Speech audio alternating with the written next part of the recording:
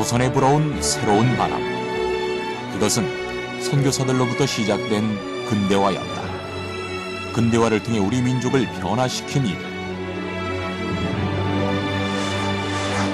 우리나라 근대식 교육의 시작에 함께 있었을 뿐 아니라 나라를 지키기 위한 독립운동에 피 흘리고 목숨까지 바쳤던 사람들. 오로지 사랑과 희생으로 우리와 함께 지낸 그들의 삶 속으로 들어가 본다.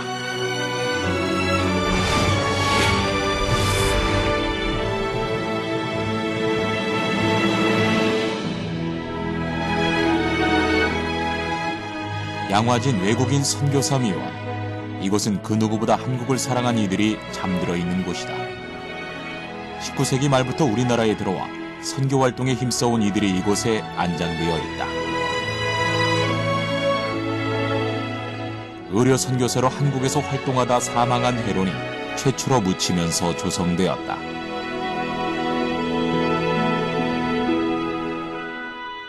양화진은 1890년에 해론 선교사가 돌아가심으로 인해서 만들어졌죠. 당시 조약에 의해서 서양인이 죽으면 조선 정부가 묘지를 제공하기로 되어 있었는데요. 그 첫 번째 사례로 해론 선교사가 이곳에 묻히게 됨으로 인해서 만들어지기 시작했습니다. 외국인 묘원의 시초는 1883년 영국 영사 파크스가 우리나라와 영국 간의 수호 통상 조약을 성사시키면서부터다. 모두 영국에게만 유리한 불평등 조약이었는데 여기에는 사망한 외국인에 대한 협정도 있었다. 우리 땅에 그들의 묘지를 만들어주기로 한 것이 그 내용이었고 그에 따라 인천에 처음으로 외국인 묘원이 조성됐다.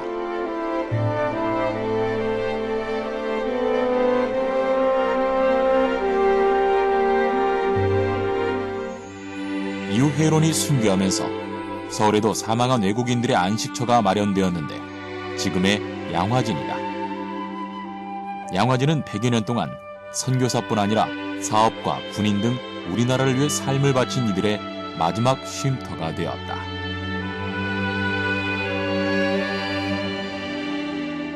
오로지 우리나라의 국군을 위해 삶을 던진 사람들.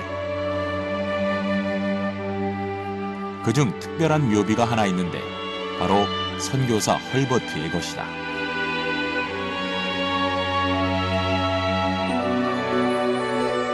교사로 일을 한 다음에 미국 돌아갔다가 감리교 선교사가 되어서 다시 돌아와서 그 이후부터는 선교사로서 역할을 했지만 특히 고종 황제와 함께 우리의 독립을 위해서 많은 역할을 한 그러한 사람이죠. 신뢰할 만한 일을 많이 보여준 거예요. 그래서 당시에 미국 사람이나 한국 사람이나 또 심지어 정부 관리들, 민영환 이런 분들 또 고종께서도 이렇게 헐버트를 신뢰하다 보니까 이제 나라의 운명이 걸릴 때 헐버트가 아주 소중하게 그 활동을 하게 되죠. 나라가 어수선했던 조선말. 선교사들은 종교인으로서의 역할만 한 것이 아니었다. 그들은 근대식 교육에 앞장선 교사였고 의사였으며 조선을 위해 애쓴 외교관이기도 했다. 그리고 그 누구보다 믿음을 주었던 왕의 친구이기도 했다. 대체 이들 선교사들은 어떤 사람들이었기에 낯선 동양에서 이토록 많은 역할을 하며 우리 역사에 새겨질 수 있었던 것일까? 19세기 말 조선은 한 가지 사건을 시작으로 혼란의 소용돌이로 빠지게 된다. 1883년 미국과 수교한 조선은 이듬해 민영익, 홍영식 등을 보빙사로 임명해 미국으로 파견했다. 이후 미국을 시찰하고 돌아온 홍영식 등을 비롯한 급진 개화파는 갑신정변을 일으켜 조선을 새 나라로 바꾸려 했는데 이들은 창덕궁 안에 있는 고종과 명성황후를 감금하고 반대파를 처단하는 등 급진적인 조치들을 감행해 나갔다. 이 과정에서 명성황후의 조카 민영익이 자객의 칼에 큰 화를 입게 되었다. 온몸에 자상을 입어 생사를 오가던 민영익은 당시 한 외국인으로 인해 목숨을 건질 수 있었다.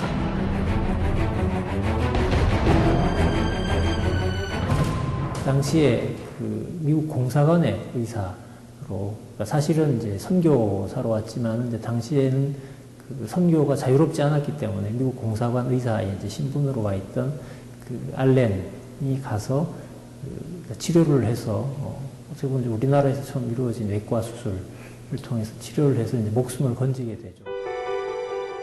미국의 공사이면서 동시에 의사였던 알렌. 알렌이 수술이 절실했던 민영익의 목숨을 구하면서 우리나라 최초의 외과 수술이 시행되었고, 이 수술로 인해 조선은 서양 의술의 중요성을 인식하게 되었다. 조선 정부에서도 이제 새로운 그 서양식 병원이 필요하다. 이제 일본 사람들 병원이 있었으니까 그런 걸 보고 이제 서양식 병원이 필요하다고 인정하고 있던 터에 또 그런 그 실제로 환자 살리는 걸 보고 하니까 야, 이거 병원 빨리 해야 되겠다. 이 사건은 조선 내 외국인들에 대한 새로운 인식을 가져다준 계기가 되었다. 서양 지식과 의술은 특히 고종에게도 많은 영감을 주었는데, 이 인연으로 알렌은 고종 황제의 정치 고문 겸 왕실 의사가 되었다. 무엇보다 가장 큰 성과는 마침내 우리나라 역사상 최초의 근대식 병원인 제중원의 탄생이다. 조선은 이전에도 해민서, 활인곡과 같은 의료기관을 두었으나 제중원은 서양 의술을 기반에 둔 완벽한 근대식 병원이었다. 흥미로운 점은 조정에서 정한 제중원을 지을 위치였는데, 선정된 곳이 갑신정변을 주도했다 실패한 홍영식의 집이었다. 갑신정변 이후 반란에 가담했던 수많은 사람들이 죽거나 처벌을 받는 가운데 외국으로 도피한 홍영식. 그의 못다 이룬 근대화의 꿈이 조금이나마 이루어진 것일까? 남겨진 그의 집터가 제중원으로 쓰이게 된 것이다. 기본적으로는 이제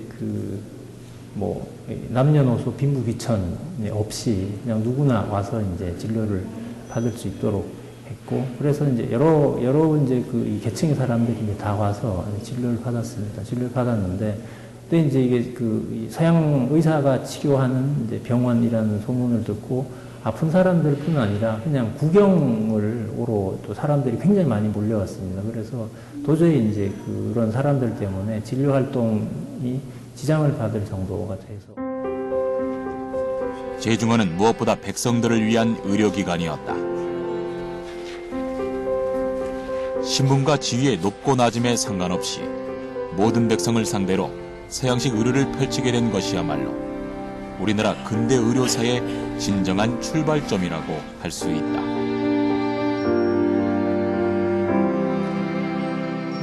1895년에 우리나라에 이제 콜레라가 대유행을 하게 돼서, 그때는 이제 정부에서 에비슨을 방역 책임자로 임명을 해서 다른 이제 선교사들하고 힘을 합해서 그 방역 활동을 하게 하는데, 에비슨 선교사가 그 당시 좀 무모할 정도로 선교사, 남녀 선교사를 다 동원합니다. 그렇게 해서 설사하는 집이 있다. 마을에 들어가서 그러면 그 설사하는 사람들 또 격리를 시키고 그렇게 했어요. 그렇게 해서 나중에 콜레라를 진정을 시켰습니다. 당시 조선은 위생 개념이 낮아 전염병 예방에 나설 수 없었고, 전염병이 돌면 민간 신앙에 의존할 정도로 의학에 대한 이해도 낮았다. 열악한 상황의 조선에서 근대식 병원을 세운 알렌. 백성들을 병마에서 구해냈을 뿐 아니라 이러한 의료기술은 왕실까지 뻗치게 된다.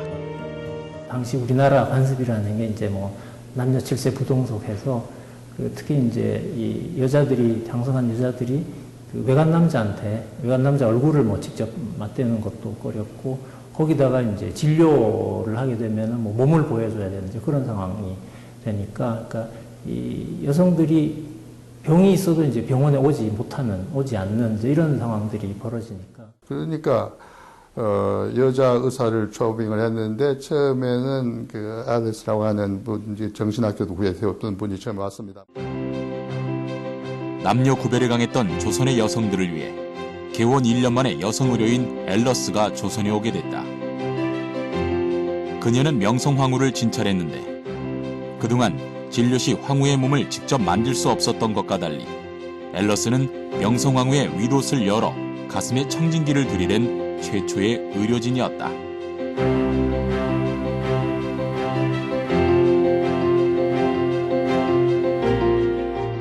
이를 계기로 앨러스는 명성황후와 가까운 사이가 되어 왕실과 연을 맺게 되었다. 새로운 만남도 잠시, 얼마 후 조선왕실은 큰 화를 입게 된다. 을미년 8월, 일본 자객들이 경복궁을 습격했다. 거침없이 황후의 거처까지 쳐들어온 일본인들. 조선의 국모 명성황후가 이들에 의해 무참히 살해당했다. 이후 한나라의 왕으로서 남편으로서 명성황후를 지키지 못한 괴로움에 큰 충격을 받은 고종. 그리고 1895년에 명성황후 시해 사건이 일어나고 그래서 굉장히 고종 황제가 마음이 좀 위축된 상황이었는데 그때 밤에 야경을 불침번을 써주는 거죠. 선교사들이. 을미사변 후 불안에 휩싸인 고종을 위해 선교사였던 헐버트와 언더우드 그리고 에비슨이 자진해서 불침번을 섰다. 스스럼 없이 이렇게 접할 수 있었던 그런 신뢰를 갖고 있었다라고 볼 수 있습니다. 그래서 서양의 문화라든가 자문이라든가 의견을 들을 때 이제 그 조선 정부에서는 좀 더 적극적으로 자문을 얻게 되고 그래서 아펜젤러나 언더우드나 알렌의 이런 분들은 좀 더 긴밀하게 외교관으로서 그다음에 교육자로서 그다음에 선교사로서 이런 활동을 할 수 있었던 거죠. 특히 고종은 중요한 국사를 논할 때 선교사 헐버트의 조언을 깊이 새겨들었고 선교사들 또한 고종을 자신들의 왕처럼 섬겼다.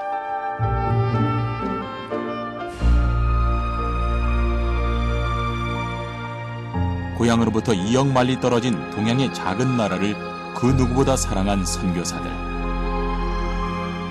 그러나 이들의 열정은 예상치 못한 일들로 인해 어려움을 겪게 된다. 1902년에 이제 목포에 성경을 번역하는 모임이 있습니다. 그래서 거기에 모임을 가기 위해서 배를 타고 가는 도중에 지금 군산 앞바다에 어청도라고 있는데 거기에서 이제 배가 자초가 되는 거죠. 배제 학당을 세운 아펜젤러. 그는 물에 잠기는 순간에도 목포가 고향인 여학생을 구조하기 위해 자신의 목숨을 버렸다. 그리고 100년 동안 그의 시신은 끝내 찾지 못했다.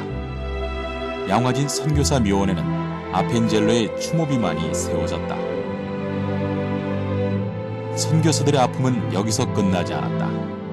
1905년 아시다시피 11월 17일 을사 늑약, 우리가 이제 교과서에는 을사 조약이라고 쓰여 있지만은 나라를 뺏긴 강탈당했기 때문에 을사 늑약이라고 부르는데 이 을사 늑약을 막아보고자 미국에 어떤 밀사를 보내야 되겠다. 1905년 일본이 대한제국을 강압하여 체결한 을사늑약. 도움이 절실한 상황에서 헐버트는 자원의 고종의 친서를 들고 미국 백악관으로 향했지만 근데 루즈벨트 대통령을 만날 수는 없었다.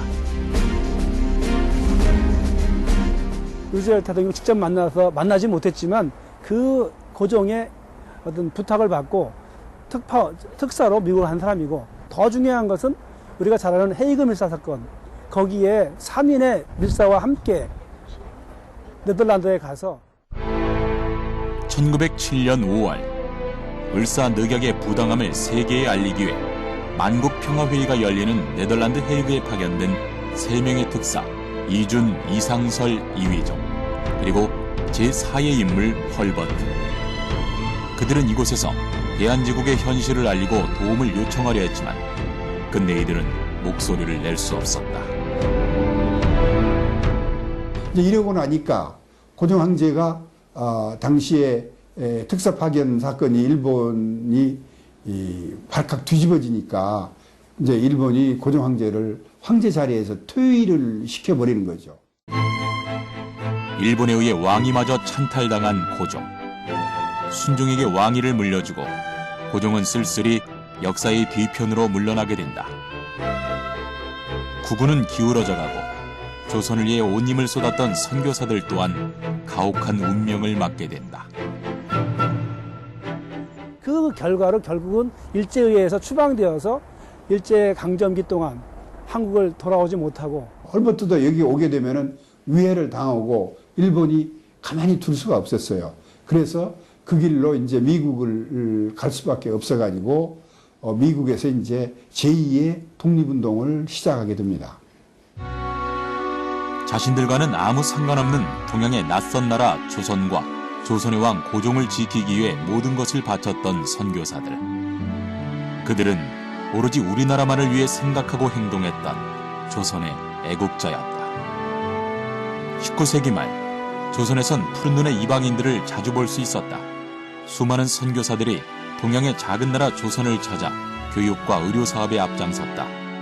동학혁명이라든지 또 뭐 그 청일전쟁 그 이후에 선교 활동이 이제 자유롭게 되면서 이제 다른 교파들이 막 들어왔죠. 처음에는 뭐 주로 북감리교, 북장로교 뭐 그 정도밖에 없다가 뒤에 이제 많이 오는데. 아펜젤러, 알렌, 언더우드 이들은 모두 미국 북장로교와 북감리교 출신으로 미국 북부의 기독교인들이었다.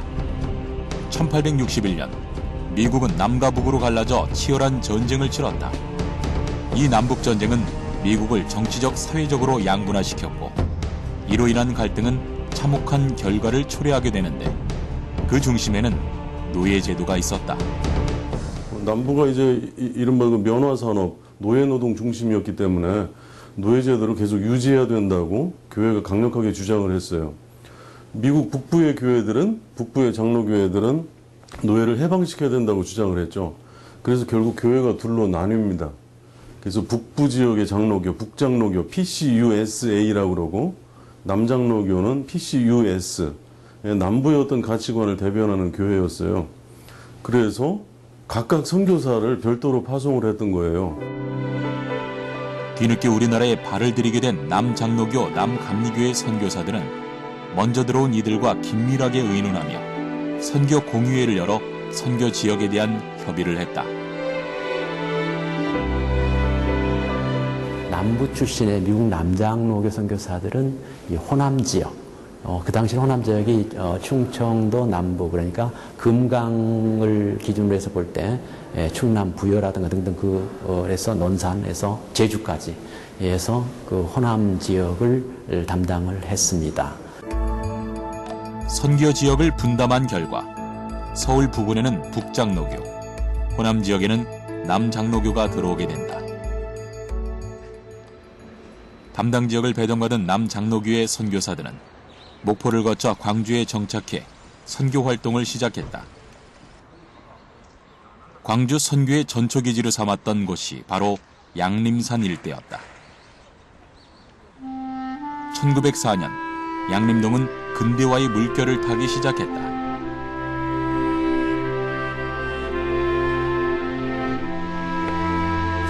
(1960년대) 초까지 양림동은 광주 지역 문화예술의 중심지였고 수많은 선교사들이 헌신하고 이 땅에서 잠들었다.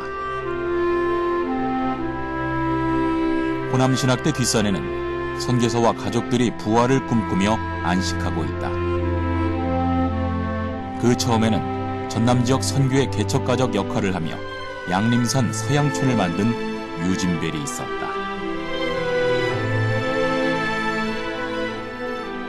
배유지 선교사는 1895년 한국에 왔습니다. 그리고 1904년 12월 25일 이 광주 이 양림산에 오셔서 예배를 드리시고 바로 광주 근대 문화의 산시 그리고 호남 특히 광주 전남 제주 지역의 선교의 예루살렘이라고 할 수 있는 그런 선교 본부를 여기서 이끄셨습니다. 한국 이름 배유지. 그가 광주 양림산에서 가장 먼저 한 일은 학교 건립이었다.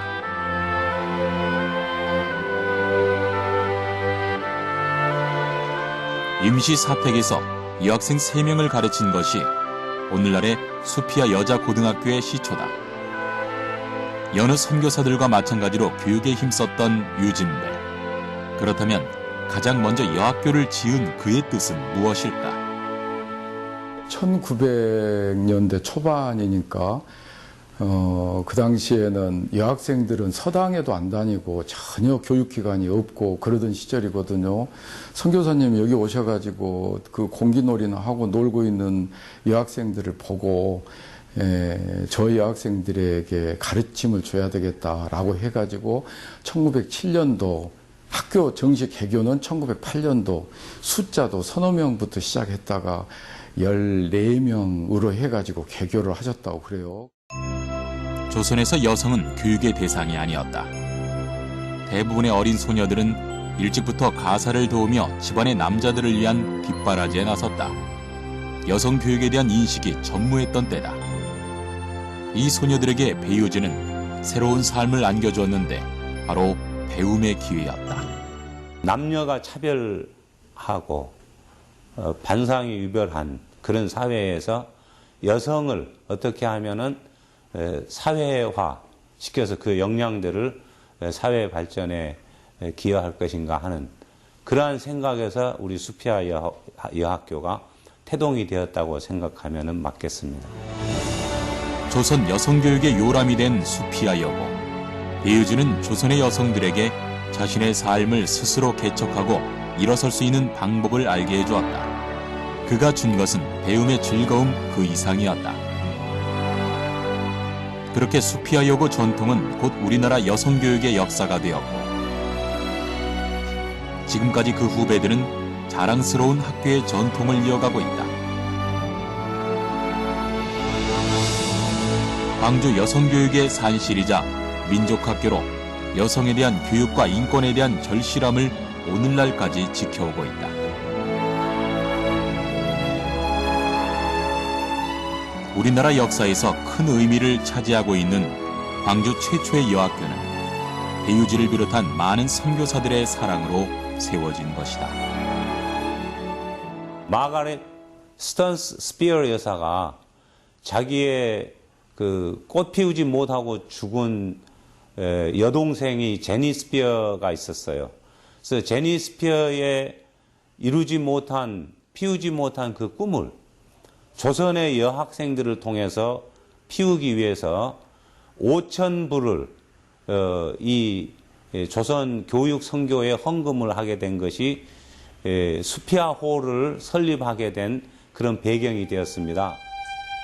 수피아 학교가 지금까지 이어져 올 수 있었던 것은 먼 곳에서 전해져 온 사랑 때문이었다.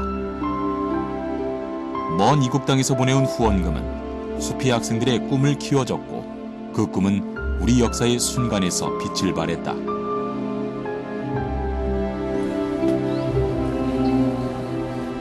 수피아 학교 자체가 역사의 산물이지만 특히 수피아홀 지하에는 조국을 위해 몸바친 자랑스러운 수피아 선배들의 흔적이 남아있다.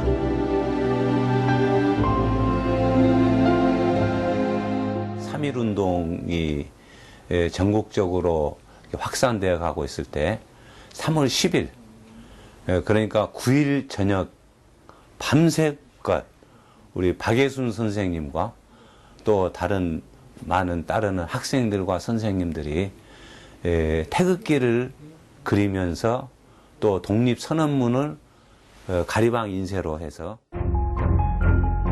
일제강점기 어둠이 깔린 수피아 학교 지하실. 수피아의 여학생들이 숨지겨 독립만세운동을 위한 준비에 몰두해 있었다.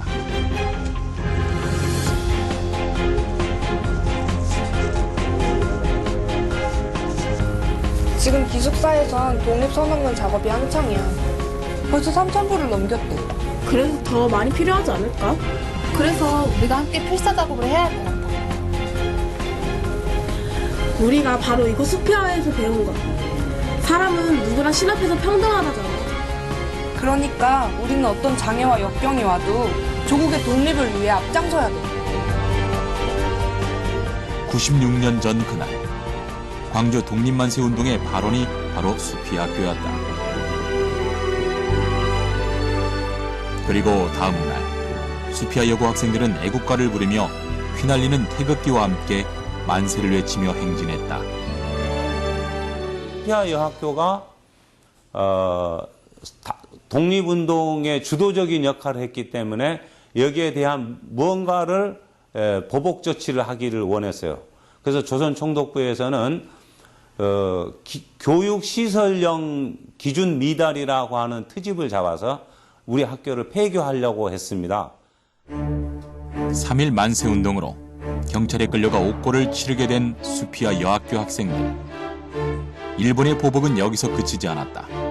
당시 수피아 여고로서는 불가능한 수준의 규모를 요구하며 일정 수준 이상이 되지 못하면 폐교시키겠다는 터무니없는 근거를 내세웠다.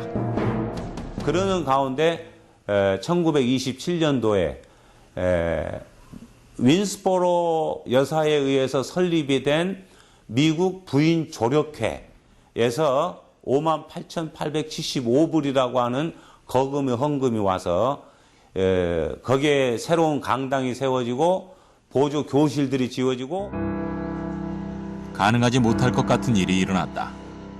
선교사들과 미국으로부터 온 도움으로 상상할 수 없는 금액이 모아지면서 이 난관을 뚫을 수 있었던 것이다. 윈스보로 홀이라는 당시로서는 대규모의 건물도 갖추게 되었다. 이처럼 이곳 양림산 일대엔 근대화의 시간이 오롯이 살아 숨쉬고 있다. 광주에 근대 의료가 여기 시작이 됐어요. 근대 의료가 1905년에 시작이 돼서 나중에 제중원 그리고 광주 기독병원에 이제 이렇게 발전을 하고 그리고 그것이 또 결핵구제 공동체로 또 여수애양원과 같은 그런 나환자 구제 공동체로 이렇게 발전을 했습니다. 학교, 교회뿐 아니라 근대화의 산물들이 하나둘씩 생겨났다. 배유지 선교사의 자택에선 의료활동이 시작되었는데 의사였던 놀란 선교사가 이곳에서 함께 의료 선교를 하며 광주 제중원이 탄생된 것이다. 이 병원의 역사는 오늘날 광주 기독병원으로 이어져 오고 있다. 광주 사람들을 위해 시작된 이곳은 당시 창궐했던 전염병 환자들을 비롯해 갈 곳 없고 가난한 이들을 돌보며 몸과 마음을 치유해 주었다. 단순히 교회와 병원과 학교가 시작된 게 아니라 지금 이 호남신학대교 앞으로 흐르는 길이 제중로입니다.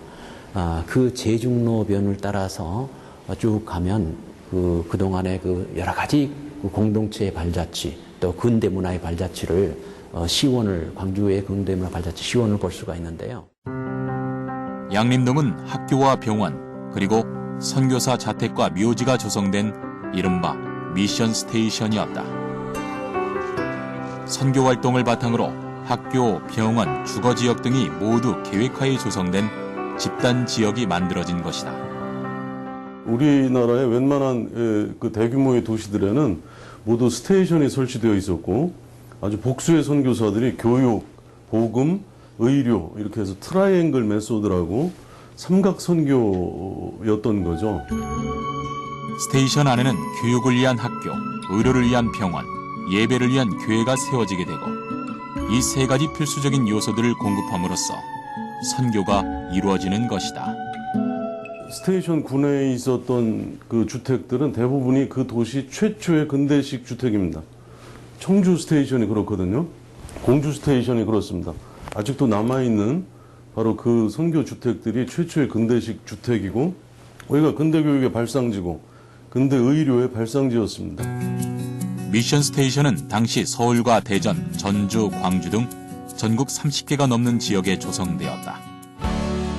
한국에서 펼쳐진 선교 활동은 선교사들의 희생과 사랑 그 이상이었다. 선교사들은 철저한 계획과 연구를 바탕으로 조선의 보다 나은 현재와 미래를 위해 힘써왔다. 무엇보다도 삶에 있어서 기본적이고 중요한 것들을 누릴 수 있도록 해준 것이다. 선교의 현장인 구휼만 있었던 것은 아니다. 조선에서의 생활이 선교사들에게 순탄치만은 않았다. 새로운 변화엔 예기치 못한 일들이 언제나 일어났다. 시카고 의과대학을 졸업했던 그 홀턴, 릴리아스 홀턴이라는 분이었는데 이분이 여기 와서 제중원에 이제 분역과라고 하는 게 생겼는데 분역과의 담당으로 오고 그분이 이제 와서 분역과뿐만이 아니고 이제 밖으로 나가서 활동하는데 민비의 치료를 할 수 있는 시기가 됐죠. 앨러스의 자리를 대신해 제중원의 새로운 여성 의사가 된 호튼. 당시 조선에선 낯선 서양 선교사들에 대한 흉흉한 소문들이 떠돌았다. 호튼의 책에 나온 영아 소동에 대한 내용을 보면 서양 사람들이 어린이를 유괴해서 수프를 끓여 먹는다거나 외국으로 빼돌려 노예로 판다는 끔찍한 소문이 주된 내용이었다. 이 황당하기 그지없는 소문은 삽시간에 퍼져나가며 조선에 있는 외국인들에 대한 안전마저 위협할 정도로 심각해졌다.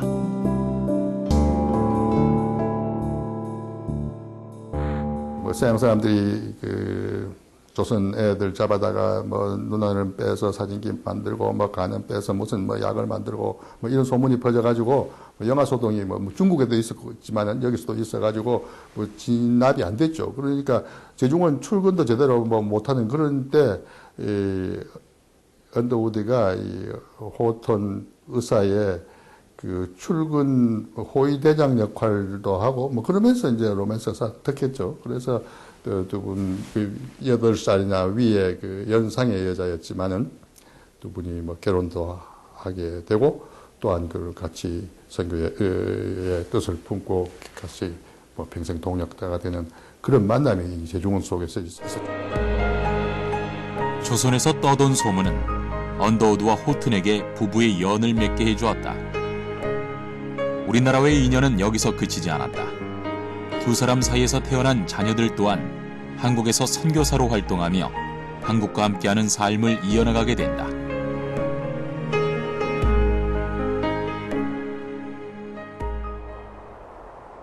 우리나라와의 질긴 인연을 전북 군산에서 시작한 한 선교사가 있다. 우리 역사의 고비에서 앞장서 싸워졌던 푸른 눈의 이방인은 누구일까? 군산 앞바다가 훤히 내려다 보이는 동산 꼭대기엔 군산 근대사에 있어 중요한 사건을 기념하는 장소가 있다. 바로 3.1운동을 계승하여 독립만세운동을 시작한 곳이다.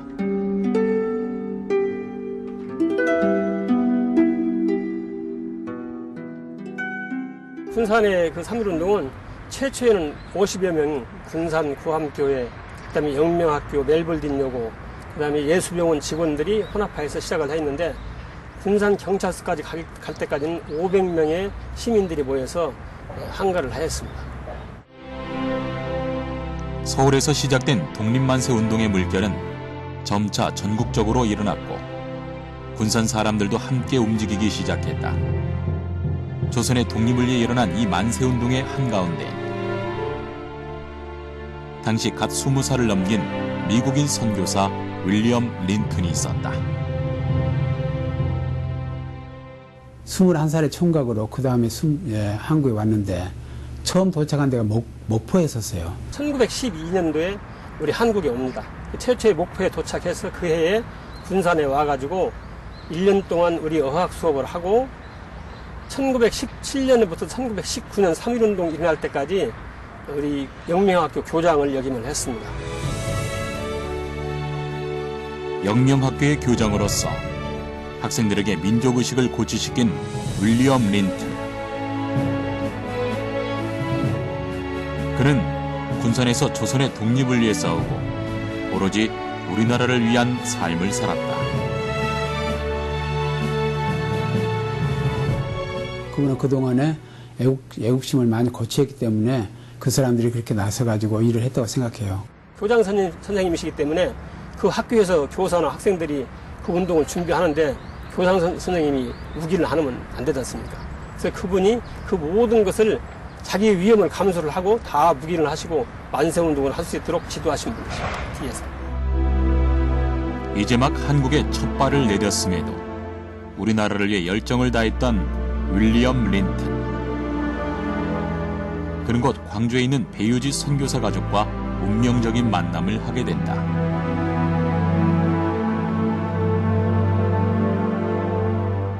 선교사들은 연차 대회라고는 있어가지고 매년 한 번씩 전주에서도 모이고 광주에서도 모이고 뭐 여러 가지 돌아가면서 이렇게 모이고 그랬어요. 근데 모일 때 그 배유지 목사의 딸이 이 린튼 선교사를 좋아했어요. 배유지의 딸 샬롯과 결혼한 후 아들 넷을 두며 가정을 꾸리게 된 린튼. 그는 가족과 함께 전주로 옮겨 신흥학교에서 다시 교육과 우리 민족을 위해 온 힘을 쏟으며 남다른 한국 사랑과 교육의 열정을 보여줬다. 우리나라를 향한 그의 올곧은 사랑은 가정을 이룬 이후에도 멈출 수 없었던 것이었다.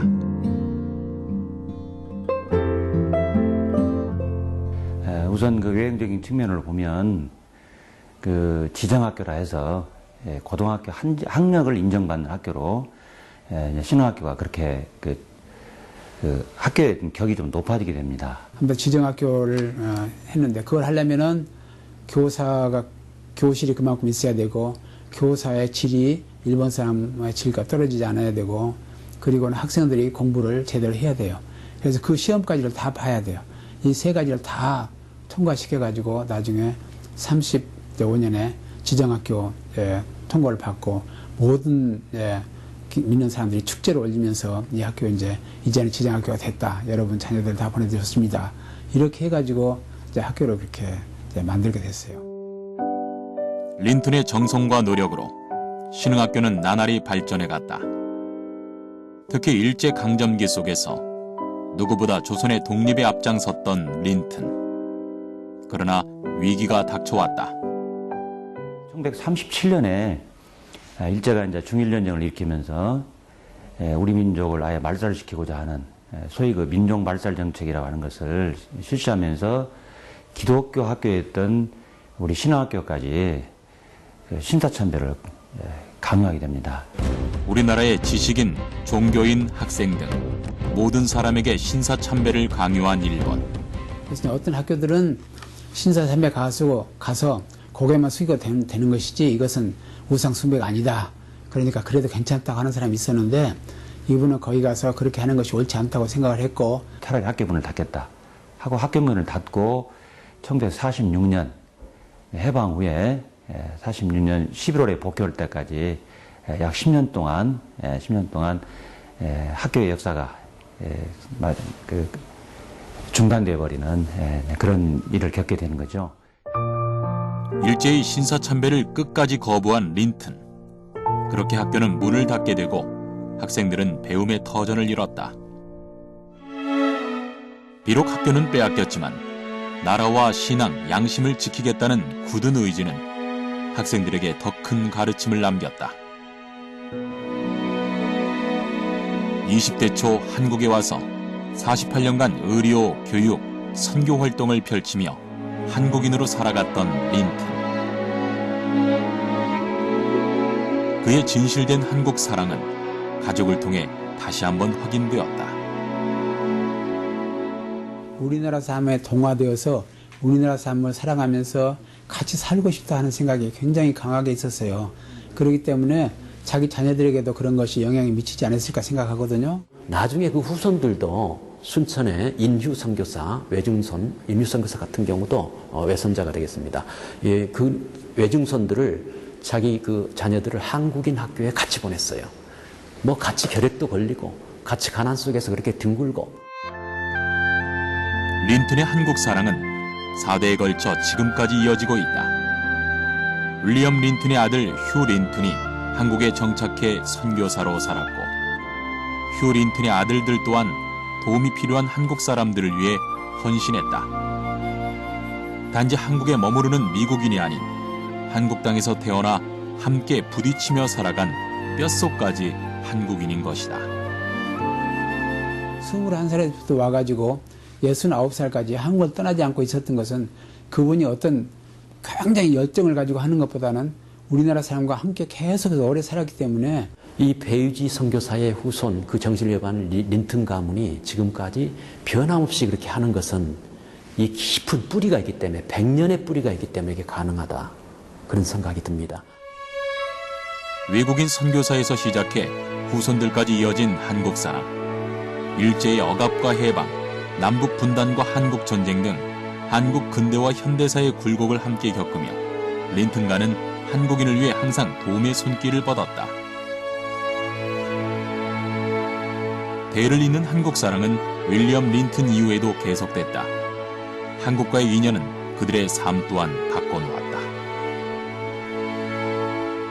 아버지가 제가 간호학교 끝나자마자 대학교 가려고 생각했더니 아버지가 불렀으니까는 제가 한국에 1956년에 10월 3일 도착했었어요. 그날 너무 날씨가 좋아서 그날 노는 날이었는데 옛날에 그래서 이제 건물이랑 너무 전쟁터가 느낄 수 있었어요. 3년간의 한국 전쟁은 삶의 터전을 폐허로 만들었다. 전쟁이 휩쓸고 간 자리에 남겨진 건 혼란과 가난 그리고 전쟁 고아들이었다.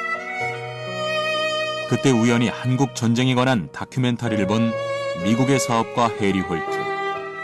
그는 전쟁 고아의 참담한 모습에 한국행을 결심하게 되고 수많은 전쟁 고아들을 위해 코를 단신으로 한국 땅을 찾은 것이다. 입양하는 일 우리 일입니다. 우리 손에 받들어 해야 된다고. 너무 반가웠어요. 우리 아버지가 항상 그렇게 생각하셔요. 우리 아버지가 이제 부자였지만은 한 3년 동안 살고 그 입양하는 일이었었어요. 굶주림으로 죽어가는 전쟁 고아들. 크고 작은 장애와 질병을 가진 탓에 버림을 받은 아이들. 그 어린 생명을 치료하고 키워줄 부모를 찾아주는 일에 평생을 헌신했다. 그 어떤 종교적 신념도 아닌 우리나라와 버려진 어린아이들에 대한 사랑 하나로 그의 삶을 바친 것이다.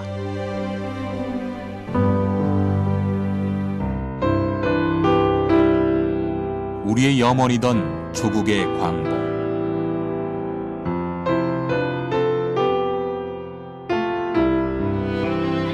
우리 민족만큼이나 기뻐하며 그 순간을 함께하기 위해 한국을 찾은 외국인이 있었다. 우리나라의 근대화와 독립을 위해 모든 걸 바쳤던 헐버트였다. 23살 청년으로 와가지고 1949년까지 내내 한국만을 위해서 살았어요. 그러면 그때가 나이가 86이었는데 23살을 빼면 63년입니다. 23살 미국을 위해서 산 23살보다 63년 한국을 위해서 산 이 의미가 너무 큽니다. 그런데 그때 당시에 86살을 살기도 힘들었을 텐데 86살까지 살아 있었기 때문에 한국에 다시 올 수 있었어요. 헐버트는 정부의 초대로 광복절 행사에 참여하기 위해 40년 만에 한국을 방문했고 그는 드디어 꿈에 그리던 자유와 행복을 누리는 우리나라를 볼 수 있었다.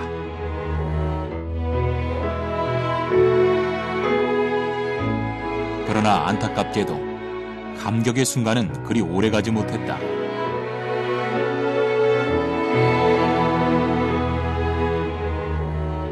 헐버트는 기쁨의 순간을 뒤로한 채 귀국 일주일 만에 한국에서 숨을 거두고 만다.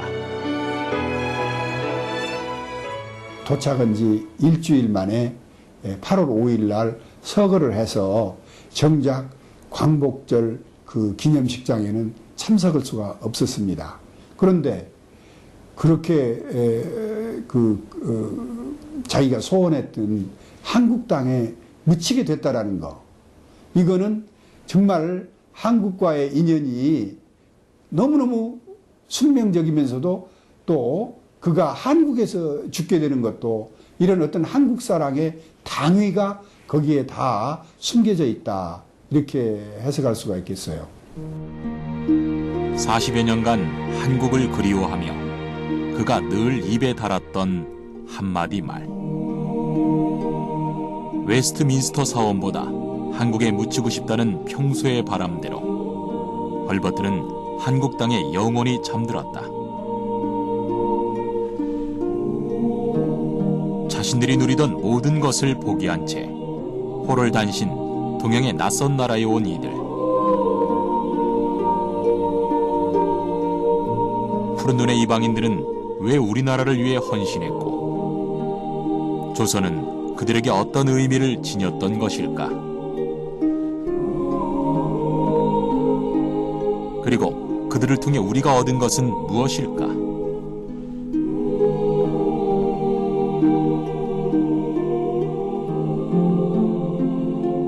대부분 우리나라 근대화 시기에 한국에 온 그런 사람들입니다. 선교사로 오신 분들도 있고 또 정부의 초청을 받아서 온 분들도 있고 또 언론인으로 온 분도 있습니다. 세계가 격변하던 그 시기에 진짜 닫혀있던 한국에 우리 민족에게 새로 나갈 길을 제시해준 그런 사람들이 아닌가. 여러 대에 걸쳐서 이렇게 한국에 직접 살면서 우리 한국을 한국 사람 이상으로 사랑하는 삶을 살았던 걸 좀 볼 수가 있습니다. 오로지 우리나라를 위해 사랑과 희생으로 평생을 바친 이들. 그들을 과연 이방인이라 부를 수 있을까? 자신에게서 그치지 않고 대대로 이어진 헌신. 우리 역사와 함께한 이들의 삶을 함께 생각해야 할 것이다. 기본적인 그러한 어떤 긍휼, 그리고 사랑, 희생 이런 것이 나중에 뒤를 잇는 그러한 사람들에 의해서 계속 이어졌다. 한국 사람 업적과 그 사람들의 업적이 같이 어우러져서 연구가 되는 그런 그 학문적 국토가 조성이 됨으로써 우리는 그 사람들한테 감사를 하고 또 그 사람들의 글이나 행동에서 또 배울 거를 더 많이 찾아내야 된다라고 생각합니다.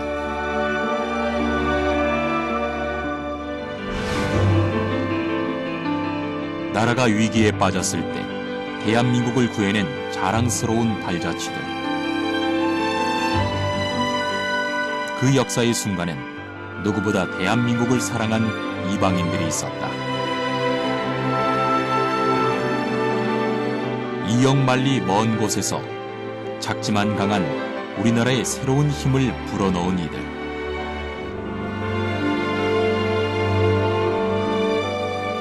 이 땅에 근대화의 씨를 뿌리고 한국인의 권리와 자유를 위해 싸웠다.